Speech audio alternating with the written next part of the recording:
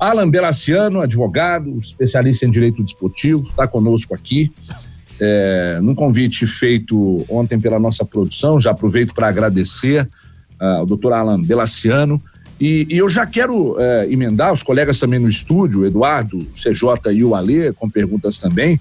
Eu já quero iniciar, primeiro dando bom dia, agradecendo pela participação, Belaciano. Eu quero perguntar sobre a dúvida que paira sobre a cabeça do torcedor cruzeirense com respeito à possibilidade de perder títulos já conquistados. É possível, por causa das irregularidades demonstradas aí, daqui a pouco serão apresentadas pela CROL e pela MOR também, é possível perder os títulos? Isso tem precedente? Você pode citar se há algum precedente? E se não perder o título, que tipo de pena o Cruzeiro ainda pode sofrer pelos problemas e as irregularidades apresentadas até o momento? Bem-vindo, bom dia. Bom dia, Everton. Bom dia aí, CJ, Edu e Alê aí no estúdio. Bom dia a todos os ouvintes aí da 98.3, 98 Esporte. É um prazer estar falando com vocês aqui. Desde já eu agradeço imensamente aí pelo convite, pela oportunidade de participar. Vamos começar já pelo mais polêmico, né, Everton? Assim, eu acho realmente que a possibilidade existe, né? Tecnicamente, teoricamente, existe esse enquadramento na legislação, nos regulamentos, mas na prática eu acho muito difícil. Inclusive ontem ou anteontem eu estava ouvindo uma entrevista do secretário-geral da CBF, né, o Dr.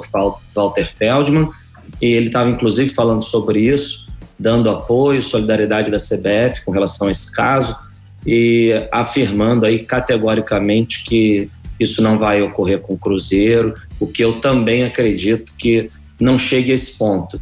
Tenho certeza que o Cruzeiro ontem deu bons passos aí na mudança da administração, começou a se organizar, e isso certamente vai ser resolvido antes que chegue, né, nesse caminho aí. O pessoal do estúdio também, o CJ, o Brasil Alê, com perguntas. Doutor, bom dia, CJ que está falando. Prazer receber o senhor aqui, até para esclarecimentos, né, jurídicos, dos quais a gente não entende muito, e o torcedor também fica na dúvida. E aí eu queria saber do senhor as negociações que foram feitas no Cruzeiro sobre esses contratos prorrogados para o ano que vem, se isso está dentro de uma legalidade. Por exemplo, um acordo. O senhor é advogado do Dedé, doutor? Sou também. Isso. Como é que foi essa negociação do Dedé com o Cruzeiro? Queria que o senhor explanasse um pouquinho sobre o Dedé e falasse dessa legalidade de empurrar esses contratos para o ano que vem para que pudessem ser pagos em 2021. Bom dia. Bom dia, CJ. Bom, sobre o Dedé especificamente, né, eu não fico muito confortável de falar porque eu não participei diretamente, porque não foi necessário, não houve interferência jurídica com relação a isso. Quem tratou 100% disso foi o próprio Dedé com o seu empresário, né, e diretamente com a diretoria do clube. Então, graças a Deus, quando o advogado não participou, é um bom sinal. É verdade. Né? Então, eu não tenho muito detalhe. Também acho que isso já foi divulgado aí publicamente, né? Sobre todas as questões financeiras do que ele fez. Agora, falando de uma maneira mais ampla, pelo momento que a gente está vivendo, né? Esse Covid, essa pandemia maluca aí que vem afetando não só o futebol brasileiro, mas todos nós, né, trabalhadores e a população em geral, eu entendo que essas renegociações, elas são possíveis, elas têm validade, né, tem amparo aí pela legislação, mas eu acho que os clubes e os atletas têm que ficar muito ligados a um bom senso, né? Então a gente às vezes ouve dizer sobre propostas de clubes de redução de 70% do salário, coisas assim. Eu acho que isso já seria abusivo e acho que é bastante discutível juridicamente, né, judicialmente.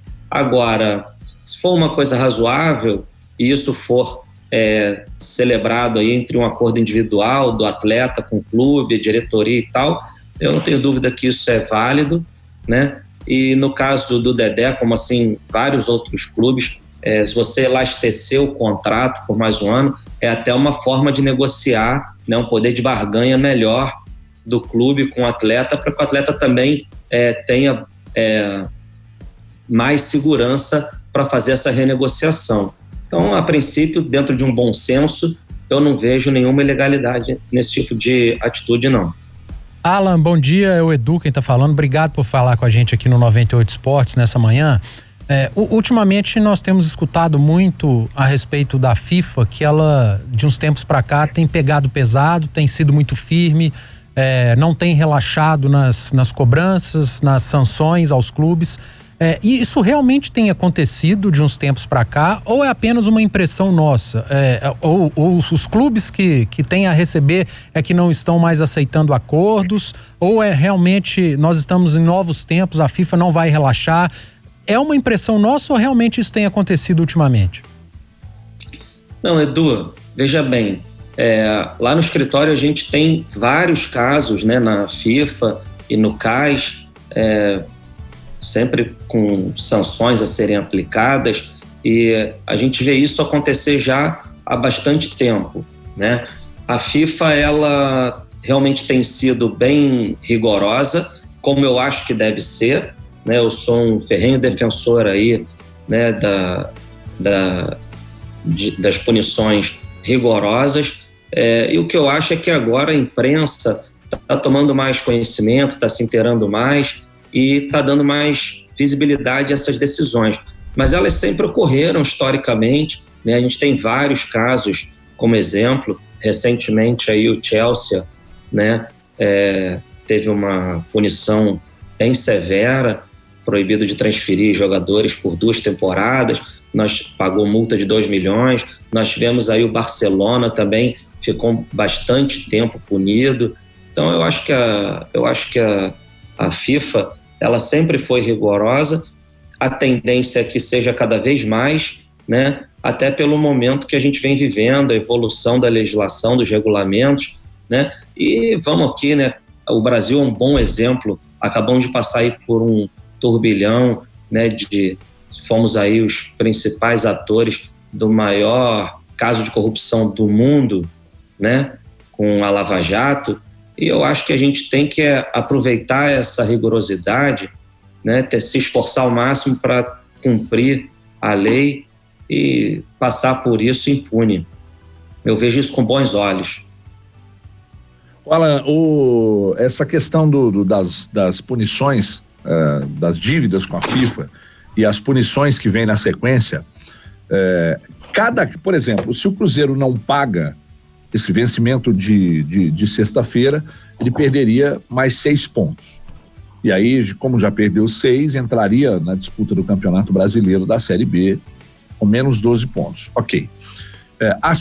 Os próximos vencimentos, a FIFA tende a colocar exatamente, eu não sei se posso chamar de ordem de pagamento, não sei como é realmente o nome desses documentos, mas a a determinação do que pode ser a punição do Cruzeiro a partir dos próximos vencimentos, isso tende a ser ainda mais rigoroso.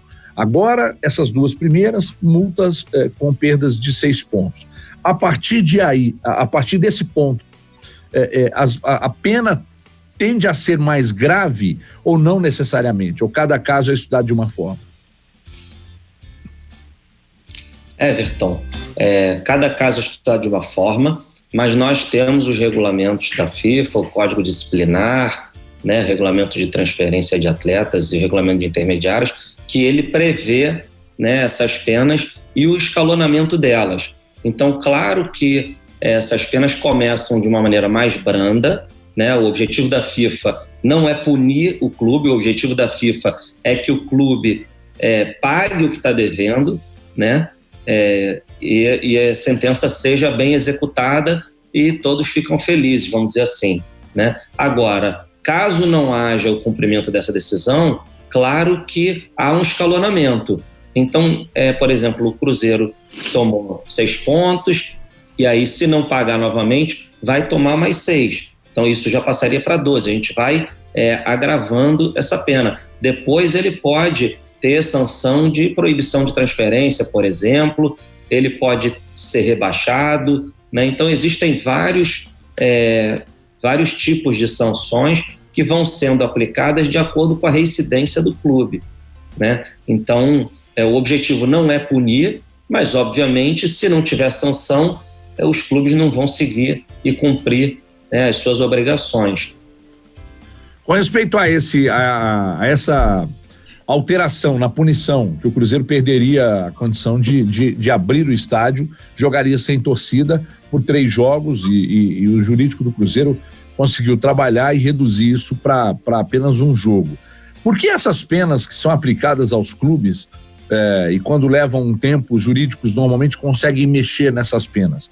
O problema está aqui no Brasil, no tribunal, que determina, mas daqui a pouco acata, é algum tipo de liminar que é usada, é a competência do departamento jurídico, ou é o afrouxamento mesmo dessas penas que são aplicadas e o tribunal daqui a pouco relaxa? E se relaxa por quê? Olha, eu sou bem suspeito para falar sobre isso, Everton, porque eu sou um ferrenho defensor aí da rigorosidade, né, no cumprimento da legislação, e eu acho que as penas têm que ser realmente duras para que elas sejam únicas. Então, eu acho que aqui no Brasil, quanto mais dura for, menos problemas a gente vai ter na frente, né? Agora, por que a pena foi reduzida?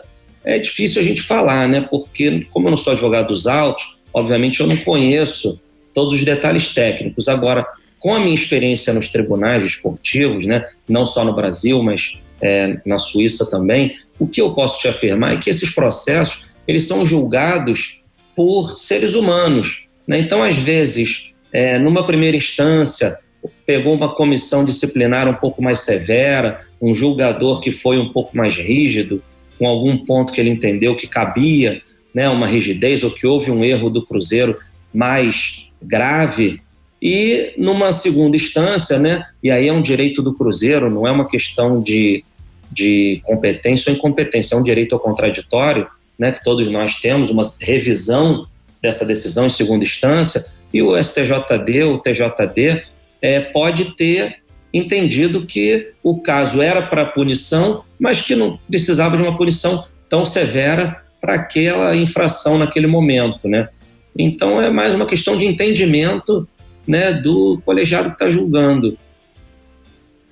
Ô Alan, eu estou recebendo aqui, Alan Belaciano, que é especialista em direito desportivo, recebendo aqui algumas mensagens de torcedores dizendo o seguinte: bom, eu comecei a ouvir agora, ele já falou sobre a questão da possibilidade de perdas de títulos? Já, pessoal, ele já falou, mas então eu vou só pedir para ele reafirmar sobre a pouca ou quase nenhuma possibilidade da perda dos títulos já conquistados, porque quem está ligando o rádio agora não ouviu sua resposta, então vou pedir para você reafirmar, por gentileza, essa questão, se o Cruzeiro pode ou não perder títulos já conquistados, os últimos 2 da Copa do Brasil de 17 e 18, pelas irregularidades apresentadas nesse relatório da CROL e também irregularidades apresentadas pela MOR. Se isso tem alguma possibilidade de acontecer. Por gentileza, só para reafirmar para quem está chegando agora.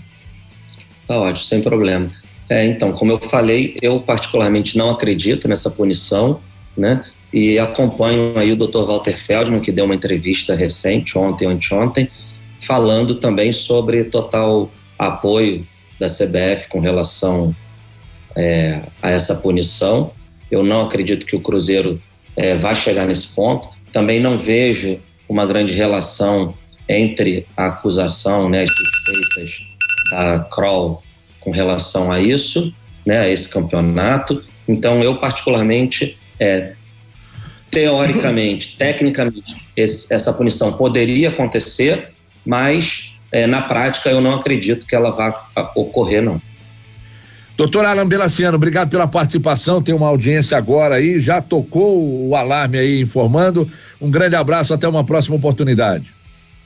Obrigado, Everton, obrigado pessoal do estúdio, obrigado a todos os ouvintes aí da 98 Esporte, um grande abraço, sucesso para vocês, se cuidem aí nessa pandemia. Tudo de bom. Valeu, muito obrigado.